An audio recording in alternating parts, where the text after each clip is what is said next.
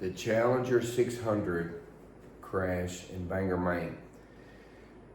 The Challenger 600, that's a transcontinental airplane.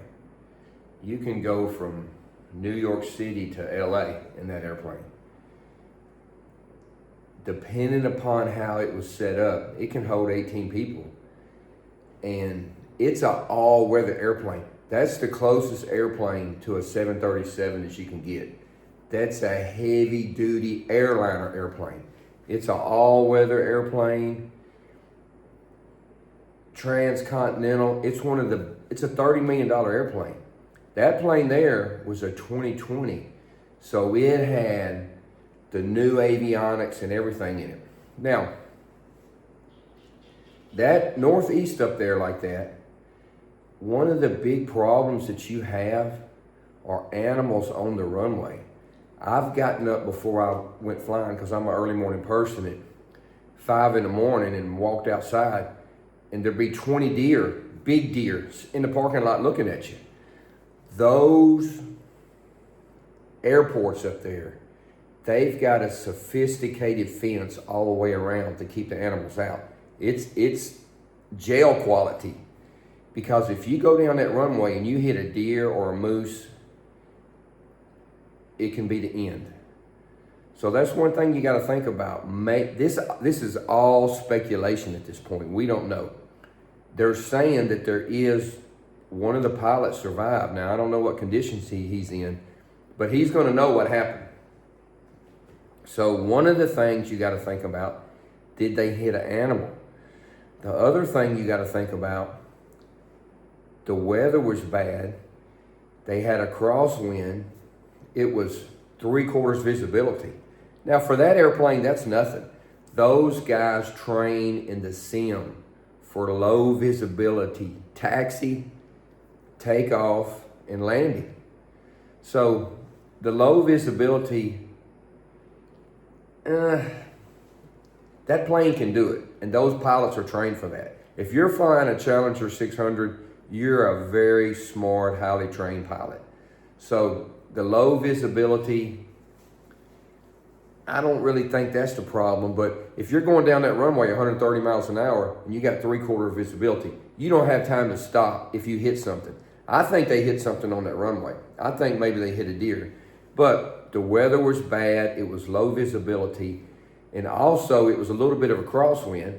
Now, that plane can take off in a crosswind, but the Challenger has a critical wing. The wing is swept back, where like on a regular Citation jet, unless you get into the Citation 10, it's got a straight wing, so it does better in the wind. But a Challenger jet like that has a critical wing. You have to be at the proper speed taking off and the proper speed landing. You cannot let it get slow. That wing is made for high speed. It's not made for takeoff and landing. So it takes a longer runway to take off and land in that wind with that airplane. So when the pilot gets in the airplane, way before they take off, he's going to take the FMS. He's going to put the runway length, the wind, the temperature, the weight of the plane. He's going to put all of that in the FMS. The FMS is going to do all the calculations for you. It's going to calculate it better and more accurate than the pilot could if he did it on paper. That plane, like I said before, it's a 2020. It's got the best avionics on the planet. That plane is basically a 730, a small version of a 737. So the pilot's going to put all those calculations in there, and the FMS is going to calculate the speed to take off at. V1, VR, rotation, emergency climb speed. It's going to calculate all of that, and it's going to put it up on the screen. So, but if you got a little bit of a crosswind, 10 knot crosswind is not bad for that airplane.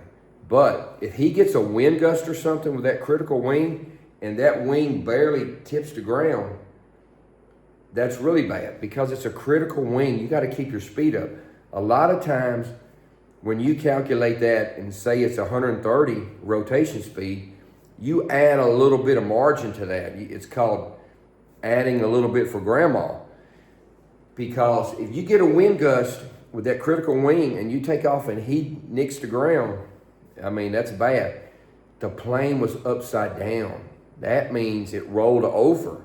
So for it to roll over, one of the engines must have quit, or the wingtip hit the ground and it did a roll, a VMC roll.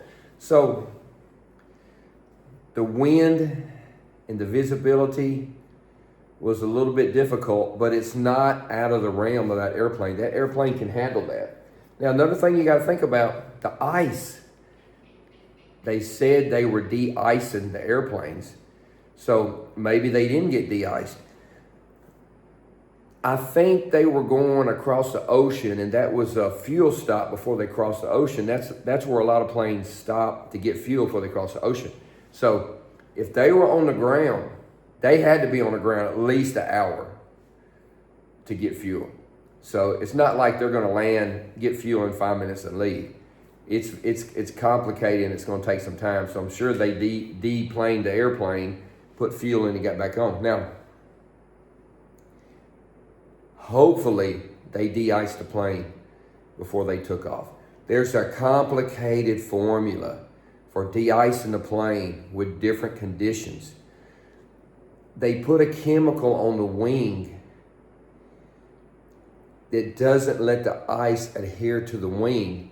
And when the plane goes down the runway at a certain speed, that chemical blows off.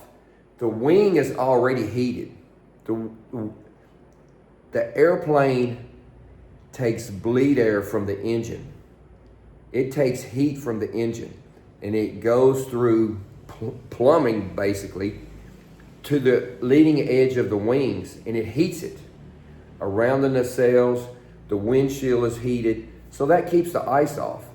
But if you let it sit on the ramp and you put fuel in it, and you get just a little bit of ice on there, just a little bit, if you get a little bit more on one wing than the other wing, and you don't de-ice that airplane, there's different ways of de-icing. There's de-icing, then you can put a chemical on it to keep the ice off for a certain amount of time. Like I said, that chemical blows off at a certain airspeed.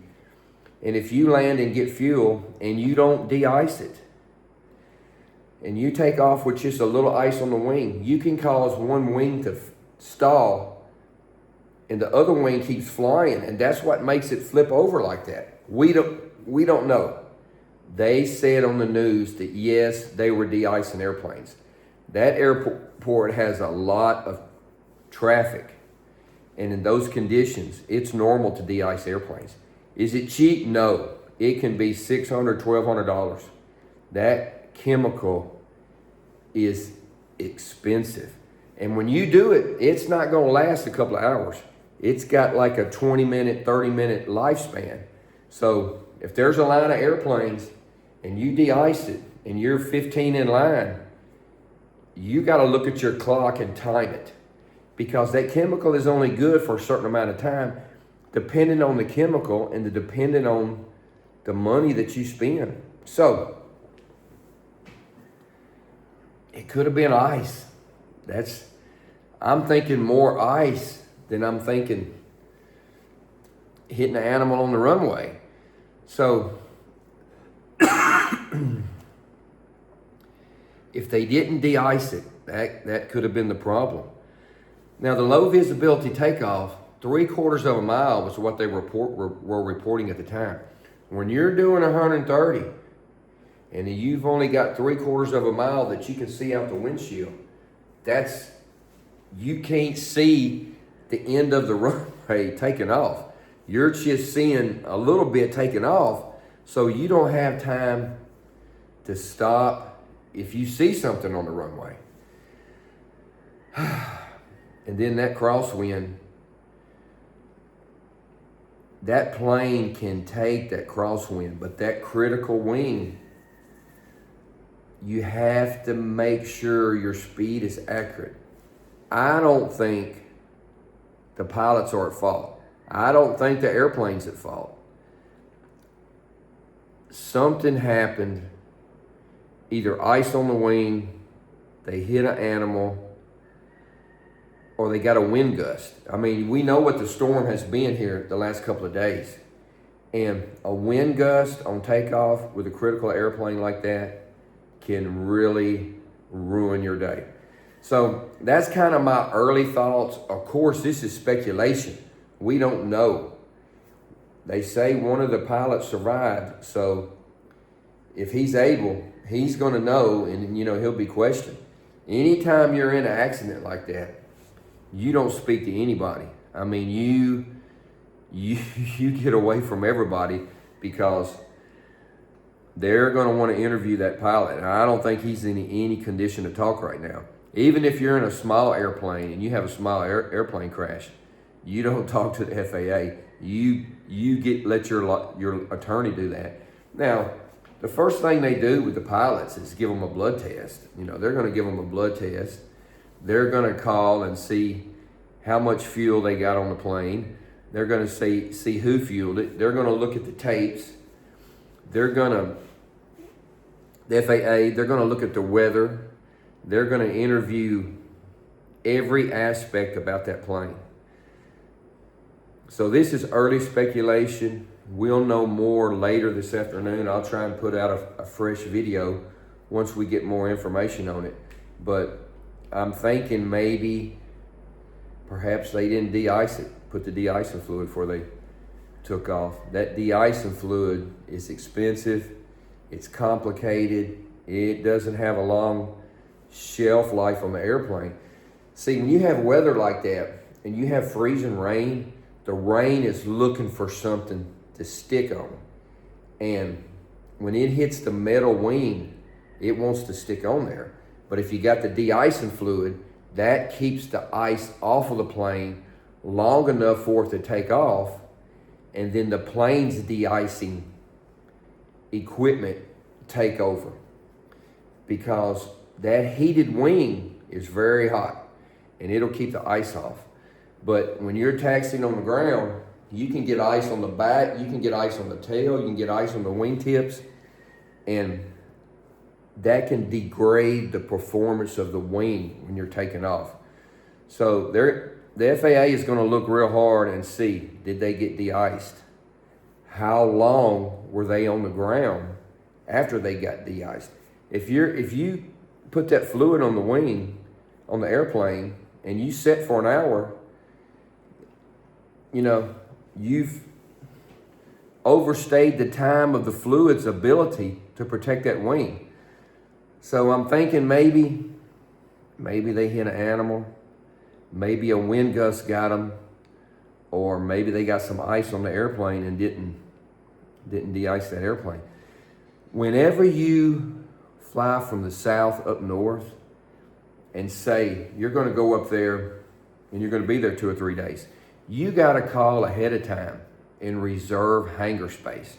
You can't just let that plane sit outside in a storm like that for 2 or 3 days, because it will be a block of ice. It will be unflyable. You have to call up there and reserve hangar space. And they might say, well, we're full. We don't have any room. So you're going to have to go somewhere else. To put that plane in a hangar for 2 or 3 days, $500, $1,000, $2,000 a night to put it in a hangar. But that's part of flying. That's the reality of flying. Those airports up north like that, they have massive hangars just for this reason, to put the plane in the hangar. And I think they just stop for a fuel stop. But if you're flying up north like that and there's any kind of storm, you have to call ahead of time and reserve your hangar space. And basically, if you know you're taking off and the weather's bad, you got to request to get your plane de-iced. So those are some of the things to look at. I'm just trying to educate the general public about the operations of situations like this. We don't know what happened. It's speculation at this point. I don't think it was anything mechanical, because that's a brand new airplane. And I don't think it was the pilots, because those pilots for that plane are highly trained pilots. So something happened, we don't know. I'm leaning towards ice, number one, hit an animal, number two, wind gust, number three. We'll know a little bit more once we get kind of a preliminary news conference from the FAA, but I'm leaning towards ice.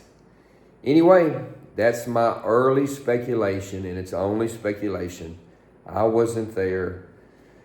I don't know exactly what happened, but I know the possibilities of what can happen.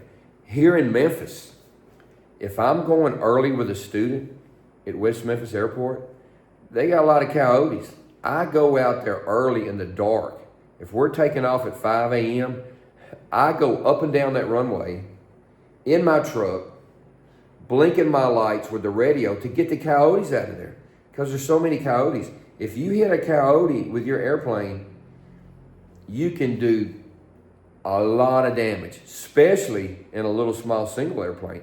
I've had to get out of the airplane with my student in the airplane and run down the runway and chase the coyotes off the runway, because a lot of times they get hypnotized by the propeller and the sound. And when you're going down the runway, an animal will just stop and look at it. And if you hit an animal with an airplane, you can do a lot of damage to the airplane, and you can flip over, go in the engine. And if you hit it with the wheels, it goes up into the wheel well. And that's ugly for the mechanic to dig that out of there. So, oh man, I hope it wasn't an animal, because I love animals. But that's something you got to think about when you're flying. I think that was a tower at the airport. I'm pretty sure it was. And they have protocol to check that runway and check that fence for animals and watch out for animals. But when you're taking off in these little uncontrolled fields like that, you have to make sure there's no animals on that runway. And you know how safety minded I am. I go up and down that runway in my truck and check it. And I tell my students, look, if we see any animals, we're going to stop, because you might not, dealing with coyotes or deer, you might see one dumb deer and he's walking around. But on the edge, there's 10, 15, 20 more. And if that one runs, the other ones tend to chase it. So if you're going down that runway and you only see one, no, there's not one. There's 5, 10, 15 on the edge. And if that one runs and the others chase it and they run out in front of you, you got a big problem.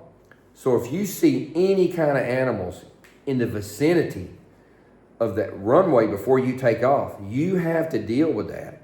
And you have to brief your student, look, if you see one run, we're going to stop, because that one may be getting out of the way, but the others tend to chase it. And if they run across the runway in front of you and you hit them, it's bad, especially at 5 o'clock in the morning, because there's nobody else there to come help you. So those are my early thoughts. It could be ice. It could have been a wind gust. It could have been deer. It could have been low visibility, hit something on the runway. We don't know. We might not know for a year until the NTSB full report comes out. But anyway, that's my early thoughts and my early speculation. I've been getting calls and emails and messages. Glenn, what do you think? What do you think? What do you think? Well, that's what I think. But that's only my speculation. Thanks.